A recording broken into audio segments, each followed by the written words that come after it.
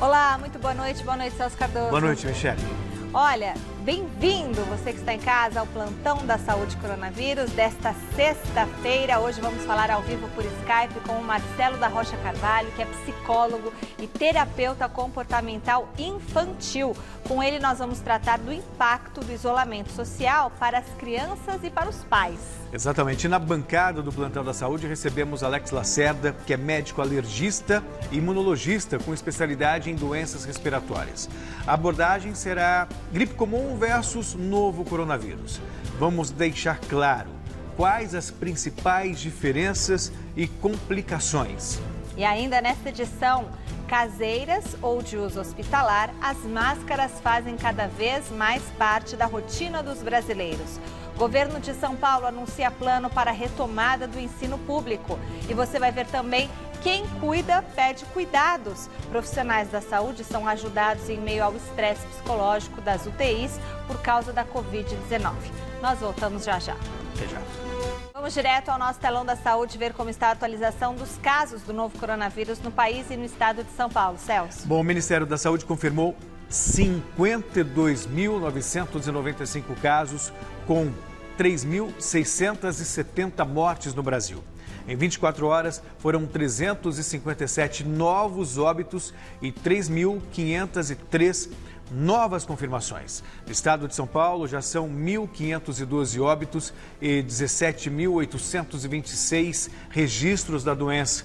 Foram 167 mortes e 1.086 confirmações em 24 horas. O estado de São Paulo completou um mês de quarentena e o governador João Dória, do PSDB, detalhou como vai funcionar a retomada das aulas do ensino público. O governador também se posicionou sobre a saída de Sérgio Moro do Ministério da Justiça e Segurança Pública. E o tucano voltou a chamar o presidente Bolsonaro de o segundo vírus que o Brasil tem que enfrentar. Veja na reportagem de Marcelo Bacégio. O governador João Dória anunciou nesta sexta-feira o plano para a retomada do ensino público no estado de São Paulo. A volta às aulas será gradual e com uma série de restrições. Inicialmente, o estado vai priorizar o ensino infantil e os alunos cujas mães precisam trabalhar.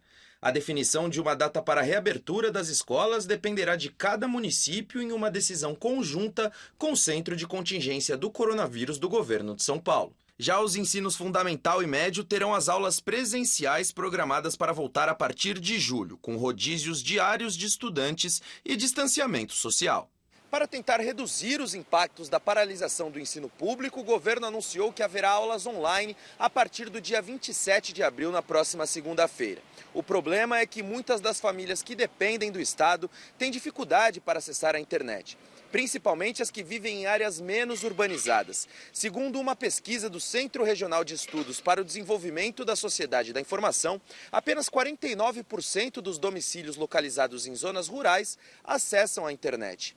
Por isso, o governo montou um esquema especial para aqueles alunos que não poderão participar das aulas remotas. Sabemos que teremos, sim, desafios em famílias que não poderão acessar por inúmeros motivos. Mesmo que a gente retorne, por exemplo, lá no mês de julho, se o aluno não tiver assistido às aulas, ele terá uma atenção especial com um programa de recuperação específico desenhado para cada um dos nossos alunos para garantir que ninguém fique para trás. A quarentena em todo o estado de São Paulo completou um mês nesta sexta-feira e o menor engajamento por parte da população às medidas de restrição vem preocupando as autoridades. Segundo o sistema de monitoramento inteligente do governo, ontem mais uma vez foi registrada uma taxa de adesão ao isolamento social de apenas 48%, número considerado insuficiente pelo Centro de Contingência do Coronavírus para achatar a curva de contaminação.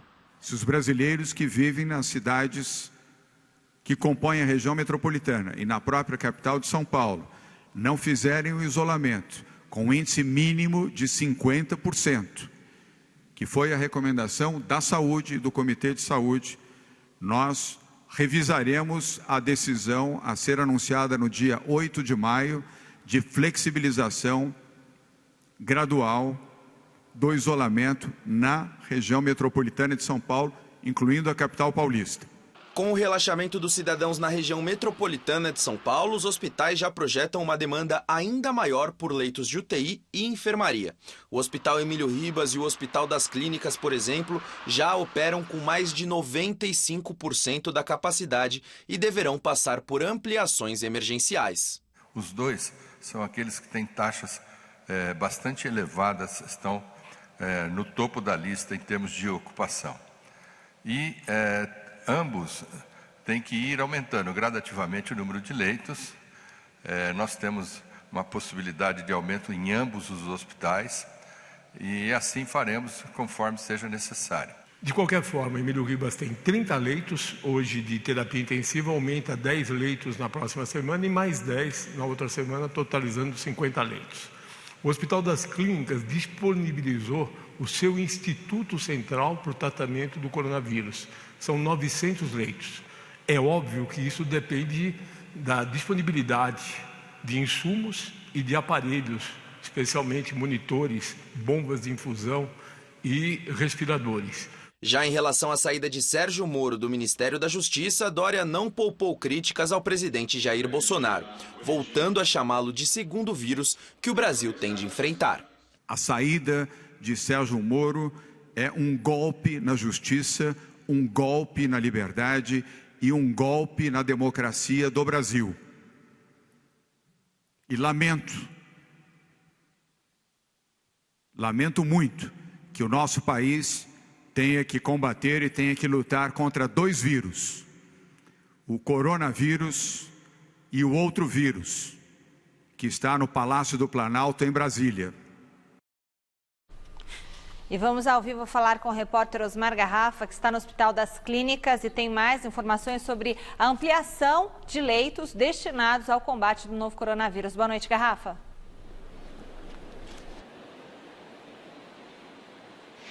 Boa noite, Michele. É isso, há uma preocupação muito grande, não só aqui no Hospital das Clínicas, mas como em toda a rede pública, em leitos de UTI para o combate da Covid-19. Especificamente aqui no HC, a informação é de que 98% dos leitos de UTI para o combate da Covid já estão ocupados. Aqui no HC, são 200 leitos à disposição só para casos da Covid-19. Desses 200 leitos, 196 já estão ocupados. Agora, a direção do hospital se prepara para uma ampliação emergencial. O plano, neste momento, é criar e disponibilizar 100 novas vagas de leitos de UTI aqui no HC. Esses leitos estariam ocupando espaços de enfermaria e leitos também na área onde está destinada hoje para leitos cirúrgicos. O maior problema está na falta do pessoal para trabalhar nessas UTIs, já que estamos com problema na linha de frente dos profissionais da área de saúde, e também na aquisição da compra de materiais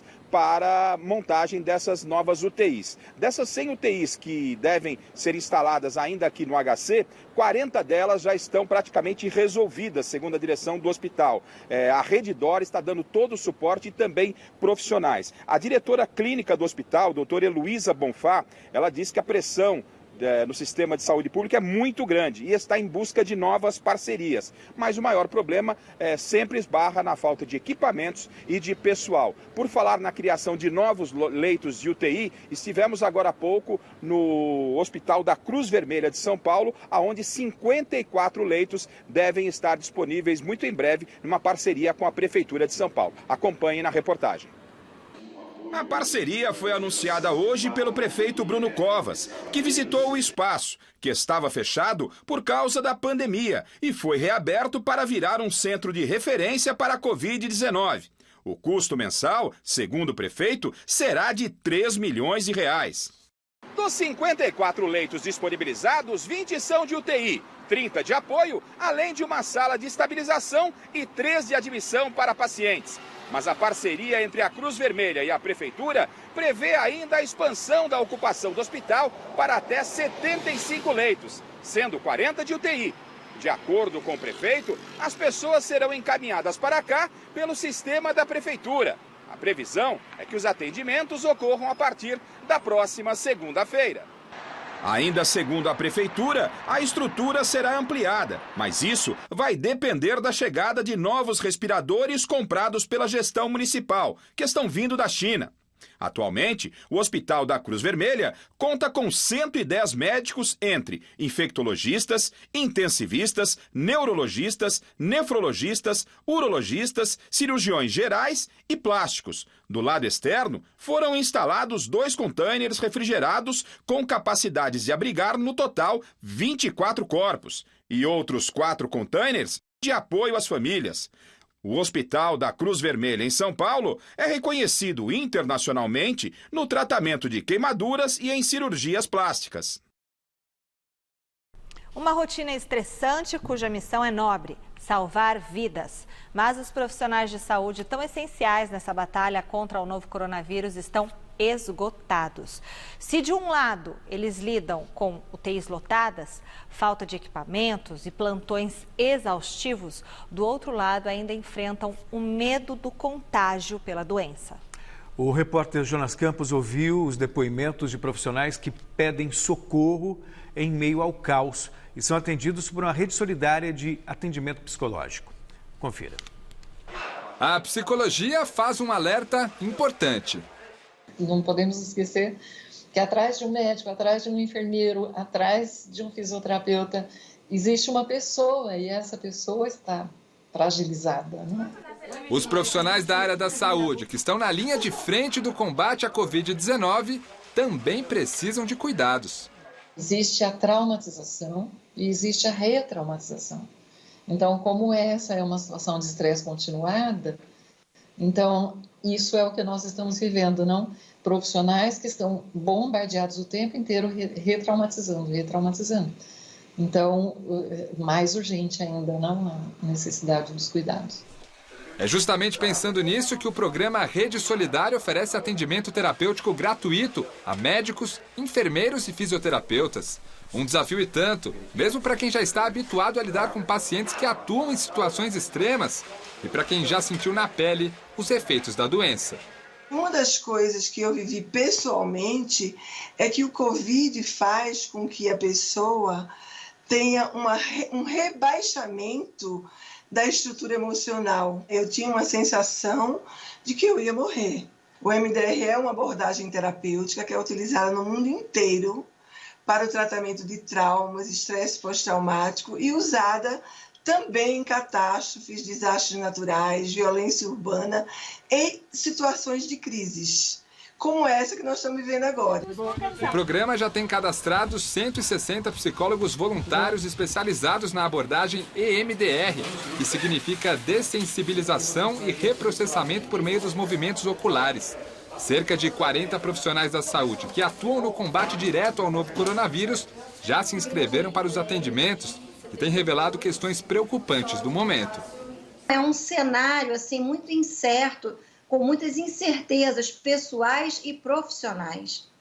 Então isso gera alguns sentimentos característicos do TEPT, que é o transtorno de estresse pós-traumático, que é ansiedade, depressão, transtorno do sono e transtorno da alimentação e vários outros sintomas que podem surgir. Eles ficam na expectativa de qual é o dia que eles vão precisar escolher quem vai poder receber aquela atenção mais especializada e quem não vai. Eles têm é muito natural viver esse medo de chegar a um ponto em que eu vou precisar escolher quem vai receber esse tratamento e quem não vai.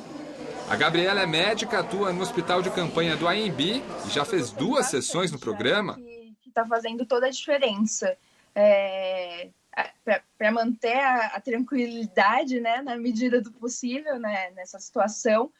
E é isso que faz a gente conseguir dormir à noite. O atendimento é assim, à distância. E o programa Rede Solidária trabalha com a meta de 8 sessões para deixar o profissional da área da saúde que solicitar o atendimento mais equilibrado para retomar o trabalho na linha de frente do combate ao novo coronavírus. Eu não estou no meu estado normal. E não estar no estado normal é um motivo ótimo para procurar o nosso serviço, sabe? Mas se você diminui o nível de estresse, você consegue até estar em melhores condições para lidar com isso. E com isso a gente diminui significativamente a os sintomas da ansiedade e diminuímos também essa sensação de que eu estou sendo impotente diante dessa batalha que eu estou travando. Os profissionais de saúde que estão na linha de frente do atendimento podem nos procurar no e-mail, manda um e-mail para o sosredesolidaria@emdr.org.br e coloca no assunto preciso de ajuda. Coloca o nome, o hospital que trabalha e o CRM. Eu acho que a gente não precisa aguentar tudo sozinho, sabe? Que nessa altura de toda a situação, o ideal seria procurar ajuda, porque é muito difícil lidar com essa situação. E é difícil você ter que você ter que escolher em relação à vida de outra pessoa, sabe? Então, eu super recomendo procurar ajuda nessa situação toda, porque é difícil lidar com isso sozinho. E vamos agora à nossa primeira entrevista do dia, ao vivo por Skype, com Marcelo da Rocha Carvalho, psicólogo e terapeuta comportamental infantil pela Universidade Católica de Santos e psicoterapeuta comportamental e cognitivo especializado pela USP. Com ele nós vamos tratar o impacto do isolamento social para as crianças, pais e também entre outros aspectos do isolamento. Boa noite, seja bem-vindo, muito obrigado por estar conosco hoje e começo justamente pelas crianças. Qual o impacto que essa quebra de rotina causa no comportamento dos pequenos e no que os pais precisam prestar mais atenção? Mais uma vez, boa noite. Boa noite, Celso. Boa noite, Michele. A dificuldade é que mesmo os pais não têm uma programação de quanto isso vai durar. Então, você também está oferecendo um ambiente que começou com pouca explicação dependendo da idade e vai para uma duração que é indeterminada. Então, tanto cansa os menores, em princípio, de o que fazer para gastar energia, como os pais também vão perdendo recursos de, vamos dizer assim, sustentar aquela situação dentro de casa. Então, é um estresse que vai, como a gente ouviu a colega falando, meio que retraumatizando, as coisas vão complicando aos poucos. Pessoas bem inventivas conseguem, vamos dizer assim, durar mais tempo nisso, mas o cansaço vai acabar também gerando outros mal-estares, trocas inadequadas entre familiares e desgaste. Marcelo, o que a gente pode perceber no comportamento das crianças, né? Porque as crianças de 6, 7 anos a gente até consegue explicar, mas crianças menores de 4, 3 aninhos, como que a gente pode reconhecer no comportamento desses pequenininhos que eles estão passando por uma situação emocional de ansiedade, de estresse, porque eles não sabem externar, né, o que eles estão sentindo? Eu acho que um aumento de birra, né, é muito comum, uma baixa tolerância à frustração, alterar o sono de maneira geral. Você vê também as crianças se isolando, ficando mais caladas, um negativismo com relação às ofertas, uma dificuldade de ser mais despojado e criativo com as atividades que antes elas teriam mais tempo para fazer após a escola. Então, a gente chama isso de desamparo aprendido, né? Quando você entende que não importa como você vai se comportar, você acredita que o resultado ele é ruim. Você vai ainda vai ter um sofrimento em relação a isso. Acho que todo mundo, de uma maneira geral, pais e filhos e crianças estão expostos a isso nesse momento. Então, a dúvida, né? A questão se eu vou adoecer exatamente, quanto tempo eu vou ficar aqui, se eu estou perdendo tempo, se eu vou ser reprovado na escola, a distância dos meus amigos, tudo está sofrendo, vamos dizer assim, uma oferta para que a pessoa acabe, o indivíduo, a criança, acabe ficando mais impactado. Marcelo, agora indo para a questão mais comportamental, a AFP, que é uma associação francesa de notícias, divulgou recentemente um dado que é incrível. 4 bilhões e meio de pessoas estão confinadas no mundo. Talvez isso nunca tenha sido visto na história. 6 a cada 10 pessoas estão confinadas. Que tipo de sequela esse comportamento pode trazer para as pessoas durante a pandemia e no pós-pandemia? Olha, eu acho que um monte de respostas também com relação à medicina a gente vai ter melhores no ano que vem. A gente vai conseguir olhar para tudo que está acontecendo e analisar melhor. O que a gente sabe é que as pessoas elas saem mais retraídas, né, evitando uma série de ofertas após um longo período de confinamento. Mas também é uma oportunidade para as pessoas se comportarem e resgatarem também coisas que estavam no dia a dia, no cotidiano, deixadas de lado. A gente também tem uma aproximação, da mesma maneira que a gente pode ter coisas que não são tão adequadas, a gente pode ter uma aproximação de certos pais, ou uma maneira de cada um também ter suporte dentro da rede que está dentro de casa. Podem ter um aprendizado com relação ao cotidiano, desde participar da arrumação da casa, do próprio quarto, de brincar. Então, a gente vai ter mais informações, infelizmente, só após. Eu acho que é ficar de olho com quem não está passando bem por esse momento. Mas, no geral, as pessoas elas saem, vamos dizer assim, receosas. Elas começam a ter dificuldade das interações, porque é, de novo, aquela ideia do medo da perda ou de que aconteça alguma coisa. Quanto menor a criança, mais ela acredita na repetição das coisas que não são legais. Marcelo, como que a gente pode driblar nesse momento aquela sensação de tristeza? Eu tenho colegas, mães, que elas falam que se trancam no banheiro e elas choram, né, para os filhos não verem, estão sobrecarregadas. Como driblar essa ansiedade? Como driblar esse momento? E os pais também têm que tomar cuidado para não transmitir isso para os filhos, né? Então, eu queria que você falasse um pouquinho sobre isso. Acrescentando isso também, Marcelo, o próprio medo, que é o medo de perder o emprego, é o medo de ser contaminado, de contaminar outras pessoas, essa incerteza em relação ao futuro, que ninguém sabe quando isso vai acabar. A pergunta de vocês é super pertinente. Eu acho que é muito difícil, mas a gente tem que tentar assim, colocar na cabeça que as crianças dependem muito do modelo dos adultos. Então a gente precisa tirar realmente uma força, talvez, de um lugar que antes a gente nem imaginava que estava lá. Esses isolamentos específicos, contar se as pessoas são um casal, um com o outro, poder ligar para amigos, para poder partilhar, eu acho importante. Também dá uma certa clareza que a pessoa está preocupada, né, mas que não é com a criança, são com coisas de adultos, né, mostrar que tem, e que também ele mostrar que ele pode estar envolvido com a solução quando ele sair, que ele sabe mais ou menos o que tem que fazer. Essas frases ajudam também com relação a lidar com as crianças naquele momento. Então, são aliar os seus sinais com pessoas que você tem na tua rede de segurança, você tentar transitar de explicar que aquilo é relativamente normal e que ele, como adulto, também sabe o que fazer, né? E tentar, de qualquer maneira, assim, mostrar para a criança formas mais resilientes, né? No sentido de você saber resistir ao desconforto e à dor. Mas é muito difícil, a gente não sabe quanto tempo as pessoas realmente aguentam. Muito obrigada, Marcelo da Rocha Carvalho, psicólogo, terapeuta comportamental infantil pela Universidade Católica de Santos, psicoterapeuta comportamental e cognitivo especializado pela USP. Muito obrigada pela sua entrevista aqui com a gente. Obrigado a vocês pela oportunidade. Até mais. Marcelo. Seja sempre bem-vindo. Muito obrigado. Nós voltamos a falar sobre a saída de Sérgio Moro do Ministério da Justiça e Segurança Pública. O repórter Luciano Penteado tem as últimas informações ao vivo. Luciano, o presidente Bolsonaro fez um pronunciamento agora há pouco. Quais foram os pontos mais importantes? Boa noite.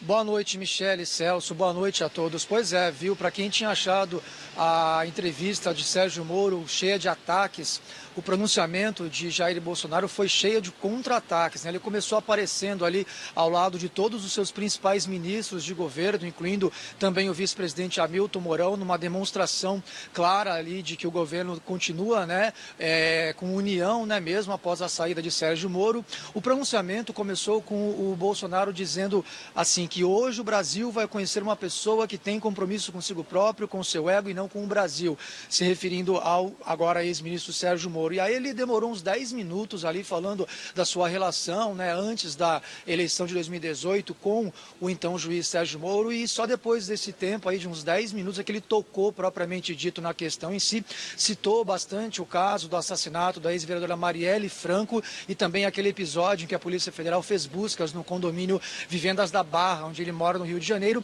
para dizer que nunca pediu para que a Polícia Federal interferisse nessas investigações. Ainda acrescentou que a PF, durante este período, gastou mais tempo nesta investigação de Marielle Franco do que na facada que ele tomou. Ele fez essa comparação. Aí depois ele falou sobre a conversa que ele teve ontem à noite com o Sérgio Moro, disse que foi uma conversa de coração. E aí ele disse o seguinte, o Bolsonaro, que indicação é minha, o dia em que eu for subordinado a algum ministro, eu deixo a presidência. Ele disse isso e também completou dizendo que o agora ex-ministro Sérgio Moro teria condicionado a demissão do diretor da PF, Maurício Valeixo, a uma indicação ao Supremo. E aí o Bolsonaro disse o seguinte, que o Moro teria dito, pode trocar sim, mas só em novembro, depois de me indicar ao STF. Antes disso, não quero cargo. Bom, outro ponto que o presidente Jair Bolsonaro tocou durante o pronunciamento de hoje, ele não abriu para perguntas de jornalistas, ele basicamente falou,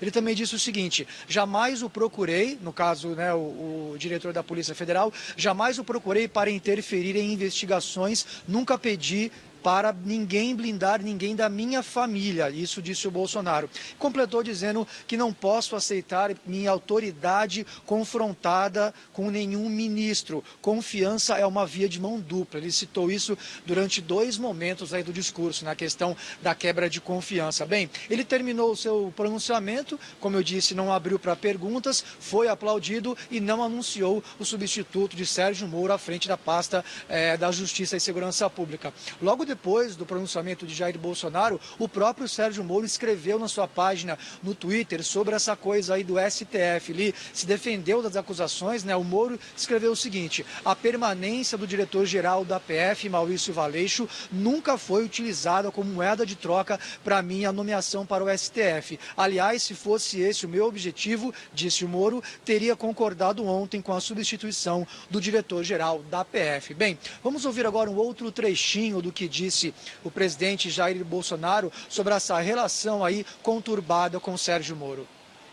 Hoje pela manhã, por coincidência, tomando um café com alguns parlamentares, eu lhes disse, hoje vocês conhecerão aquela pessoa que tem um compromisso consigo próprio, com o seu ego e não com o Brasil. Dizer ao prezado ex-ministro Sérgio Moro, como o senhor disse hoje na sua coletiva, por 3 vezes, o senhor disse que tinha uma biografia a zelar. Eu digo a vossa senhoria que eu tenho um Brasil a zelar. Falava-se em interferência minha na Polícia Federal. Ora as bolas, se eu posso trocar o ministro, por que não posso, de acordo com a lei, trocar o diretor da Polícia Federal? Eu não tenho que pedir autorização para ninguém para trocar o diretor ou qualquer um outro que esteja na pirâmide hierárquica do Poder Executivo.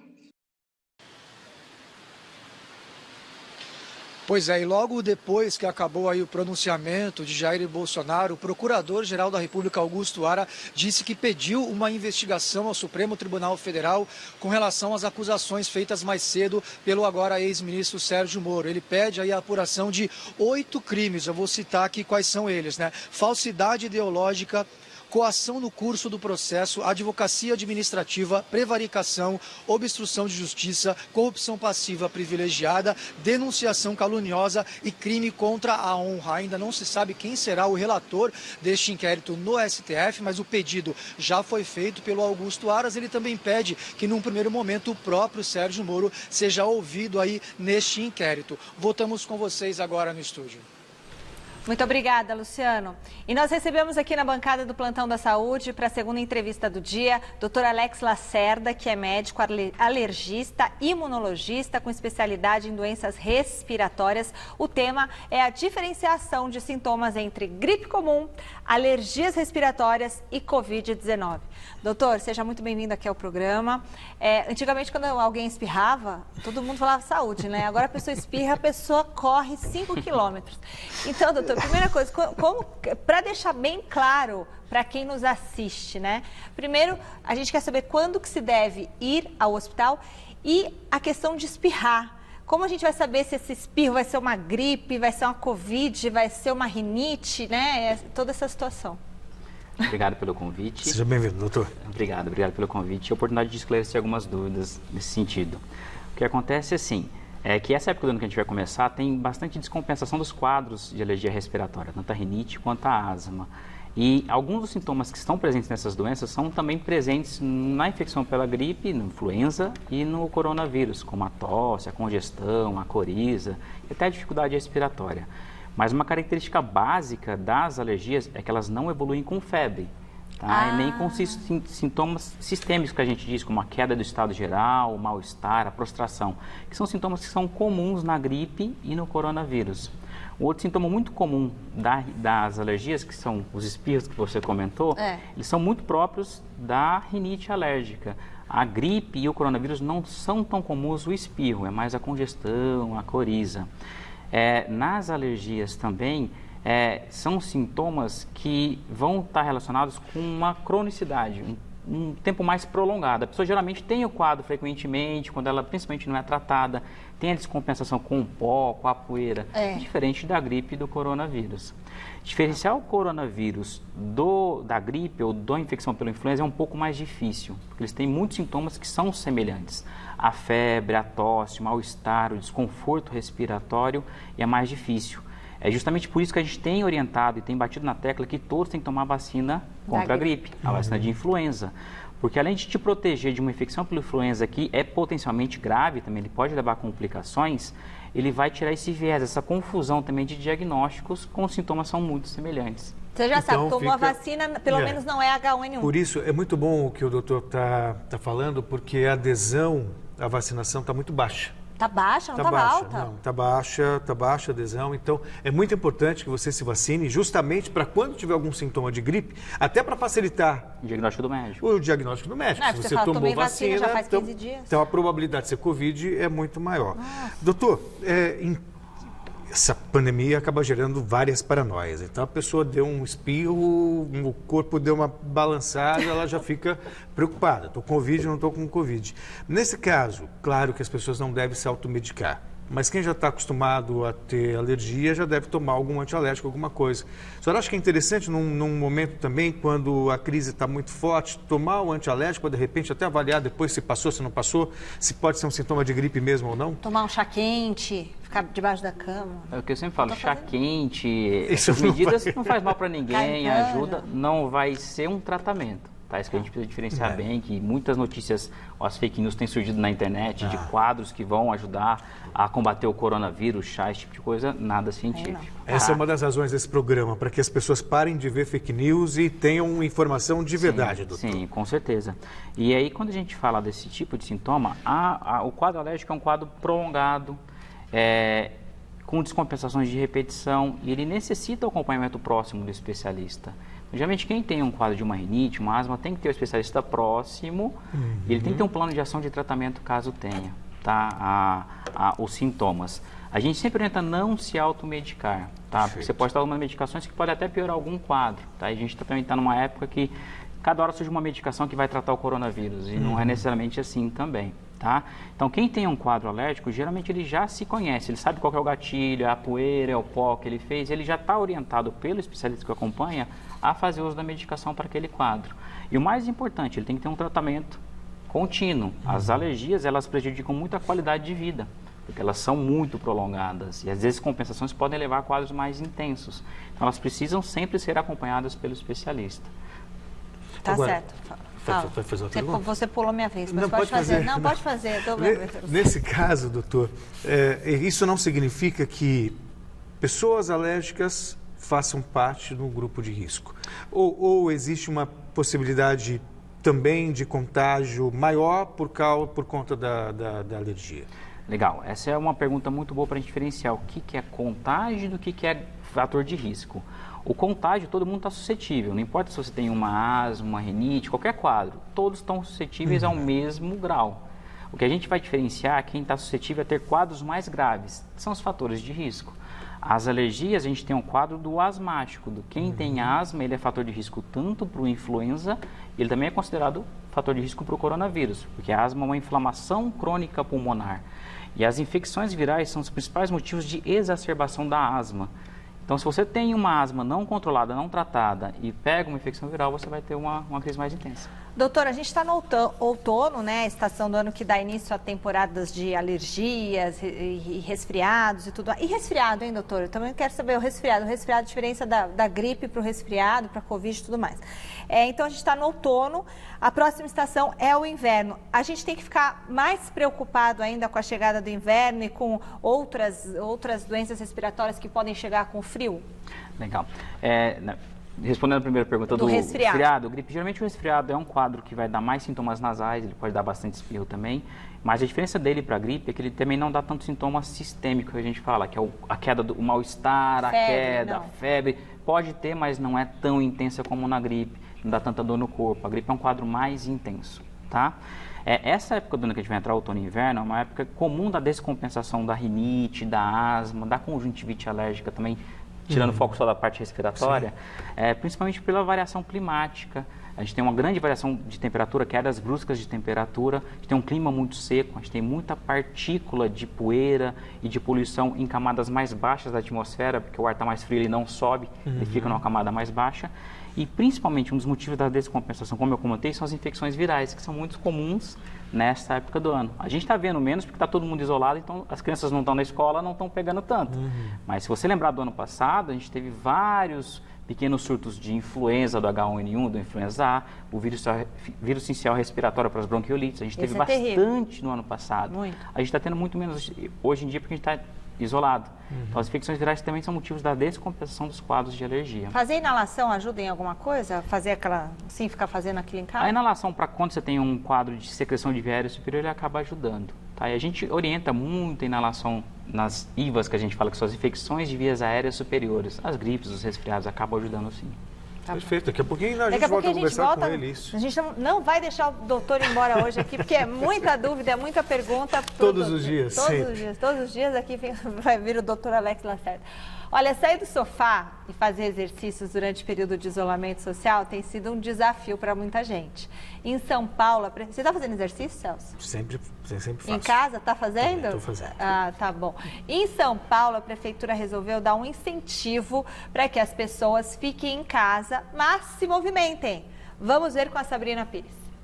Sabe aquela história de dançar no apartamento, na sacada, todo mundo junto, mas cada um na sua casa, que a gente viu em várias partes do mundo? Isso está acontecendo aqui em São Paulo, por exemplo, aqui nesse condomínio habitacional no Jabaquara, zona sul da capital paulista. Esse projeto é uma forcinha da prefeitura com os profissionais da saúde, que estão indo para as portas, ou melhor, para as janelas das pessoas, para que elas se mexam, façam atividade física e também dancem.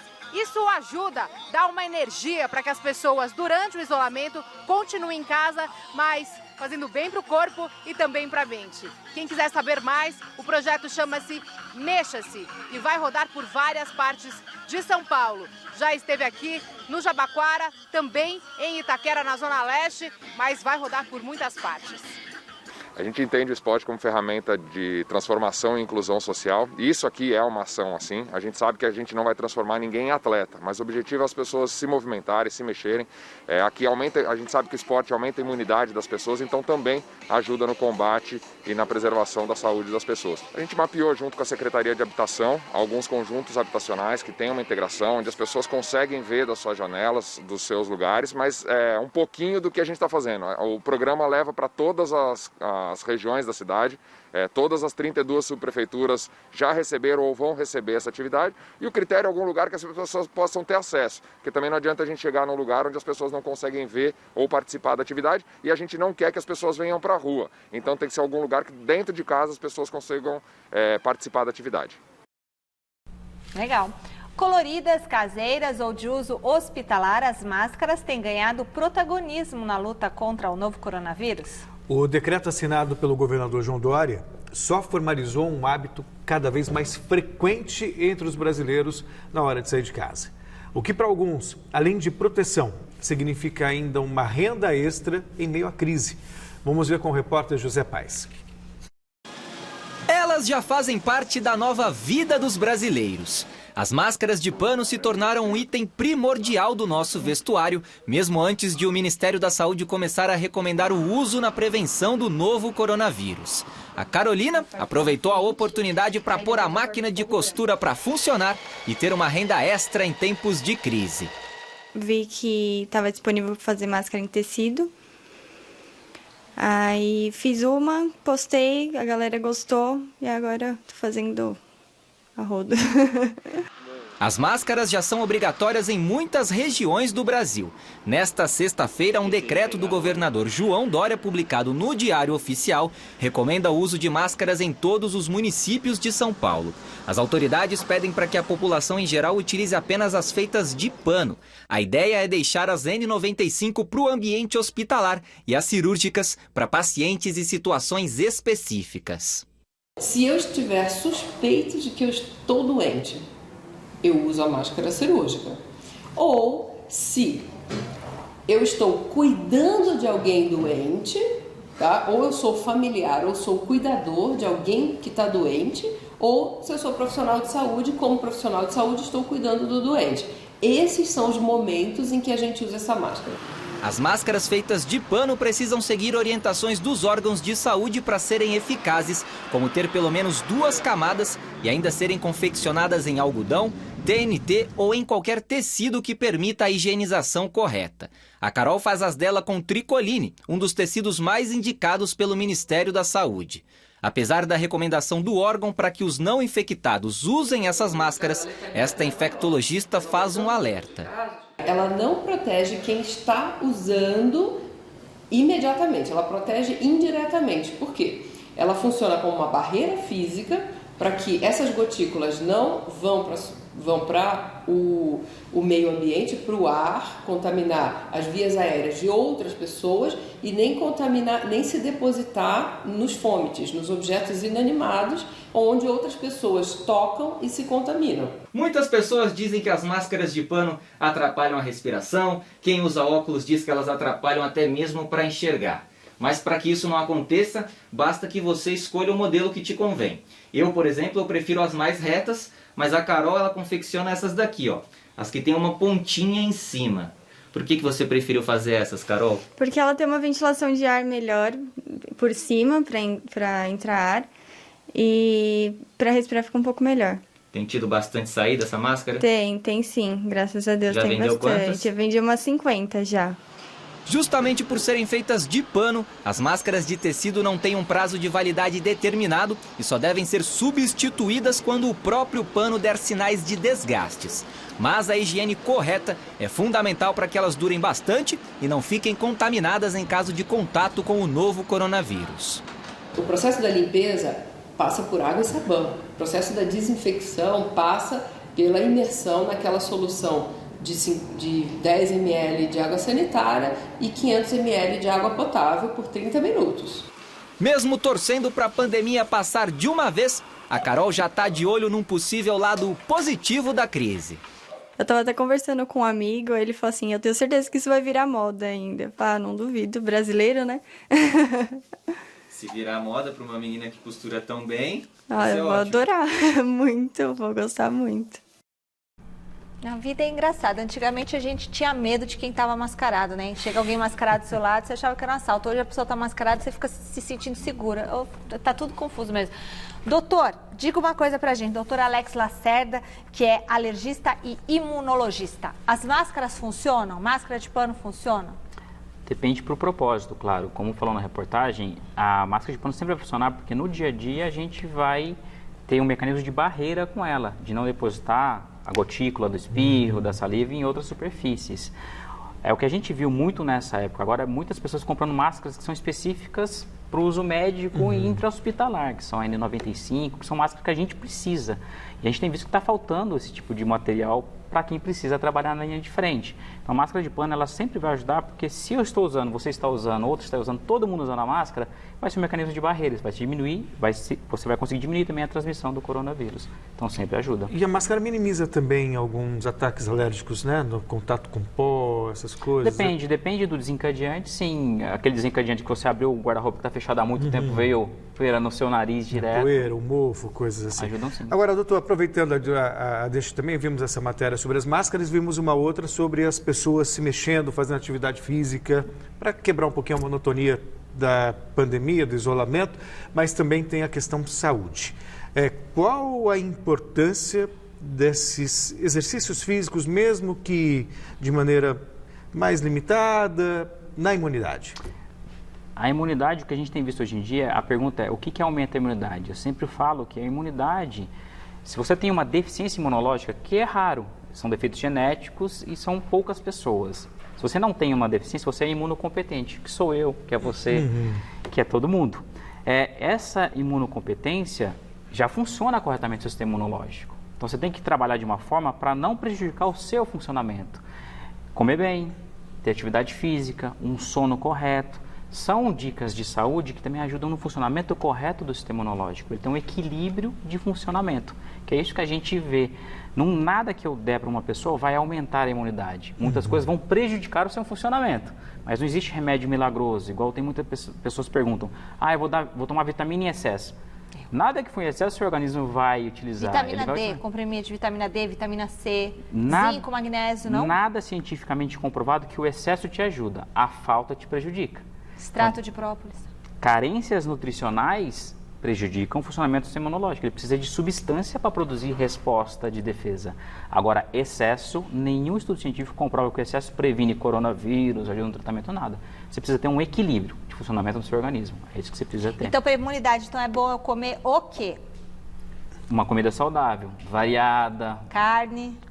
Proteína, verduras, nutrientes que compõem a dieta de uma forma ampla. Você não pode pedir para uma pessoa que só come carboidrato para ela ter uma resposta correta. Ela não está tendo uma dieta variada e com os nutrientes necessários para produzir células de combate. Tá certo. Perfeito.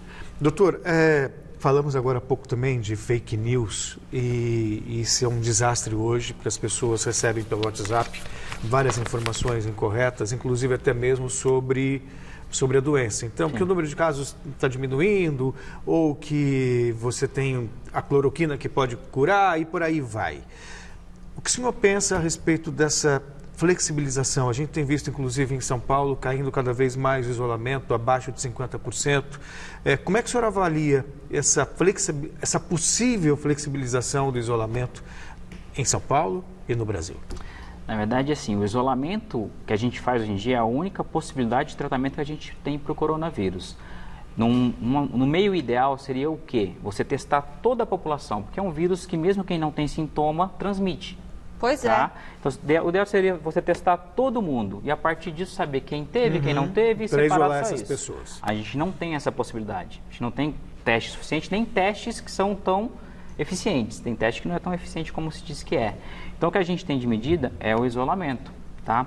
Para flexibilizar, a gente vai ter que saber quanto da população também já teve contato. Então, o ideal seria testar todo mundo. Então, essa flexibilização vai ter que ser pensada muito bem como ela vai ser feita, que área que vai liberar, como vai liberar, que limite que vai ser. Porque você pode liberar, aumentar o número de casos de novo e ter que isolar de novo. Isso pode ser que aconteça. Então, a gente vai ter que pensar muito bem como vai ser programado isso. Ainda não tem estabelecido como vai ser essa diretriz, só que falou que vai flexibilizar de uma forma gradual. A gente precisa ver como vai ser essa flexibilização. Doutor, quando as crianças voltarem às aulas, imagina todo mundo junto, claro que o governo está falando de fazer um rodízio de alunos e tudo mais, mas quando voltar às aulas, eu lembro quando eu era pequena, a minha avó colocava, não deve adiantar nada, né? Mas aquelas coisas de vó, colocava, para de rir, só dá risada de mim, colocava um pedacinho de cânfora dentro da minha roupa para não pegar meningite naquela época. Adianta pôr um pedacinho de cânfora hoje? E as crianças irem de máscara para a escola, adianta alguma coisa? Os comportamentos de higiene pessoal sempre ajudam. Se você vê o Japão, ele é um país que sempre foi costume utilizar máscara lá. nessas épocas de outono e inverno. Não é um costume nosso, é um costume deles, e lá eles têm essa consciência. Lavar as mãos, a gente praticamente só lavava antes de comer aqui, muita gente só fazia isso. Hoje a gente está lavando da forma correta, todo mundo fazendo a higiene pessoal. E a criança acaba pegando porque ela não tem um comportamento de higiene pessoal. Ela pega muito uma da outra, fala muito perto, troca muitas saliva, beijo, então acaba transmitindo. Usar máscara, sim, ajudaria. Pensa assim, depende da idade, a criança não consegue pôr a máscara. Não vai dar certo, né? Tá, então a gente vai ter que ver como vai ser esse comportamento na escola também. Costurar na cabeça da criança. Quantas vão estar na sala, aumentando o número de pessoas dentro de um ambiente fechado, você aumenta também a transmissibilidade de doença. Então vai ter que ver com isso também como a gente vai ser. O que a gente tem que ter ideia é que tudo vai mudar depois disso. A gente não vai ser o mesmo, o mundo não vai ser o mesmo, e os comportamentos que a gente tem também não vão ser os mesmos depois dessa... E a cânfora não adiantava nada para a meningite? Cientificamente, não. Não, tá bom. Olha, agora a gente vai falar do impacto do novo coronavírus no mundo do esporte. Giro de notícias.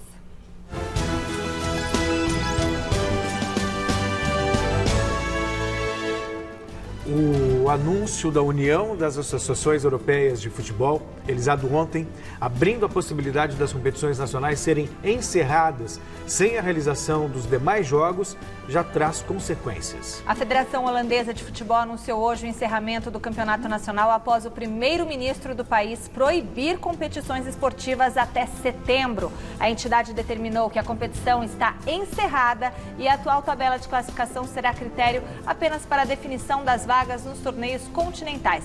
Não haverá campeão, não haverá rebaixamento e acesso da segunda divisão para a primeira. Faltando ainda 8 jogos para o final do torneio, o Ajax era o líder pelos critérios de desempate e somava o mesmo número de pontos do AS Alkmaar, vice-líder. Mesmo com planos para retomar os jogos no próximo dia 9 de maio, o futebol alemão ainda convive com novas alterações no calendário diante da crise provocada pela pandemia do novo coronavírus. A Federação Alemã de Futebol anunciou hoje que a final da Copa da Alemanha, que aconteceria inicialmente no dia 23 de maio, foi adiada ainda sem uma nova data definida. A competição foi interrompida antes das semifinais. Diante dos cancelamentos e adiamentos, a Federação Internacional de Futebol anunciou nesta sexta uma ajuda financeira para as federações nacionais no valor de 150 milhões de dólares, o equivalente a 840 milhões de reais. Esse valor será distribuído para as 211 organizações locais ao redor do mundo. De acordo com Gianni Infantino, presidente da FIFA, esse é apenas o primeiro passo de um plano de suporte financeiro que está sendo desenvolvido para enfrentar essa crise. A ideia do Lokomotiv Leipzig, time da 4ª divisão do futebol alemão, de fazer um jogo imaginário para arrecadar fundos, foi copiada aqui no Brasil. A Portuguesa vai fazer a sua partida imaginária amanhã, dia 25 de abril, às 19 horas, no estádio do Canindé, com transmissão da Rádio Netlusa. Os ingressos estão disponíveis no site do clube e são comercializados a R$ 5,00. Metade dos recursos arrecadados será doado para a Missão Eucarística Voz dos Pobres, grupo católico que atende moradores em situações de rua. E o Corinthians pode entrar nessa, hein? O presidente do Conselho Deliberativo do clube, Antônio Goulart, enviou uma carta ao presidente André Sanches sugerindo a realização de um jogo fictício com parte da renda destinada a ações de combate à crise provocada pela pandemia do novo coronavírus, enquanto o restante da receita reforçaria os cofres corintianos. Os ingressos seriam vendidos com valores entre R$ 5 e R$ 200. Semana que vem a gente deve ter novidades sobre o tema. Você segue acompanhando mais notícias do mundo dos esportes no site gazetesportiva.com. Temos 2 minutinhos ainda para falar com o doutor Celso. Doutor, para a gente finalizar, o senhor que é um especialista em doenças respiratórias, é justamente o calcanhar de Aquiles, né, da vítima do Covid-19. Esse sofrimento que é no estado grave da doença, só o isolamento mesmo resolve, no sentido de evitar chegar nesse estágio? Na verdade, o que a gente precisa entender muito, a gente vai ter muita coisa que a gente vai entender depois do coronavírus. A gente está aprendendo todo dia com ele. Identificar realmente quem são os fatores de risco, além do que a gente está vendo. A gente está vendo pessoas que, além da obesidade, da hipertensão e da diabetes, pessoas jovens, sem sintomas, tendo complicações. A gente vai precisar entender isso, qual que é o problema. E muito rapidamente. Sim, se é um problema genético, se é uma alteração imunológica, defeito de resposta imunológica, a gente não sabe isso. A gente vai entender muito depois. Enquanto a gente não tem esse entendimento, o isolamento social é algo que a gente consegue fazer hoje em dia, que a gente tem de possibilidade de fazer, para proteger principalmente os fatores de risco, que são os idosos, os com pressão alta, os diabéticos e os obesos também. E a gente fala isso porque se as UTIs ficarem lotadas, qualquer doente em estado grave, ele precisa do respirador. Se ele não tivesse respirador, ele não vai resistir. E o mais importante, a gente continua tendo infarto, AVC, outras doenças, outras condições que levam a pessoa para a UTI, e ela não vai ter a vaga de uma UTI porque ela vai estar ocupada por um leito de coronavírus. Então a gente continua tendo as outras complicações. A gente não está ouvindo falar tanto, mas a gente continua tendo tudo. Não é só coronavírus, a gente continua tendo todas as doenças que levam a pessoa para o hospital. Tá certo. Doutor, para ir para o hospital, 10 segundos. A pessoa só vai se estiver se sentindo o quê? Sintomas ou sinais que indicam gravidade. Uma febre prolongada e muito persistente, uma queda muito importante no estado geral e principalmente a dificuldade respiratória ou a falta de ar que todo mundo comenta. São sintomas que indicam a avaliação médica. Muito obrigada, doutor Alex Lacerda, alergista e imunologista com especialidade em doenças respiratórias aqui no Plantão da Saúde. Foi excelente a sua entrevista. Obrigado, doutor. Seja sempre bem-vindo. Uma boa noite. O Plantão da Saúde desta sexta fica por aqui. Segunda-feira a gente está junto de novo aqui no Plantão com mais informações para você que está em casa, cuidar da sua saúde e da sua família. Bom, até lá, com mais prestação de serviço, claro, e como você já sabe, esclarecimento das dúvidas mais relevantes da população.